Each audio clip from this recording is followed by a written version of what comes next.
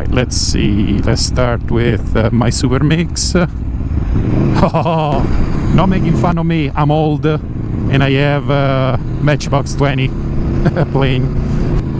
What if I want the maps all the way?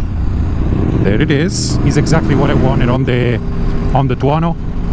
And because I don't want to keep my phone there and risk getting it broken, or with the vibration the camera is gonna get all destroyed, and so that does pretty good. Well, OneCarStereo came to the rescue and they sent this thing which should avoid me putting my phone out there, but not for the chit chat. Let's see if it works. This is the OneCarStereo DPL 200. So if I get my phone out and this and I put it on top of each other, it's almost the same size.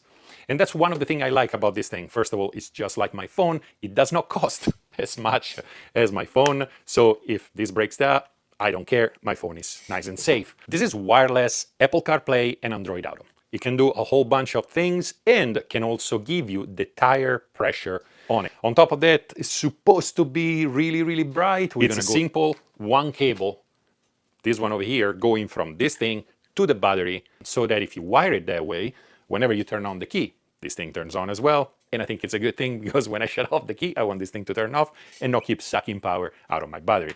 I don't have to cut anything, and that pleases me to no end. I hate making permanent changes to the bike. Obviously, being made for motorcycle, this has an IP67 rating, so in theory, waterproof and dustproof. This must have been the easiest installation I've done so far. Or at least top 10 easier. One cable, oh, this is working just fine, and when you turn on the key, there it is. Okay, it's time to initialize the pressure sensors. Super easy, just touch that, you choose which wheel you want to start, and you go confirm. It's gonna say binding over there. What you do, now you screw in the pressure sensor. It senses the pressure differential, and there it is, 35.2 and 24 Celsius.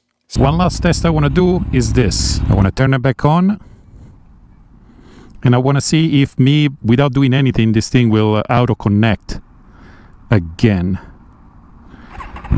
Start the bike. There you go, the little Android Auto, boom.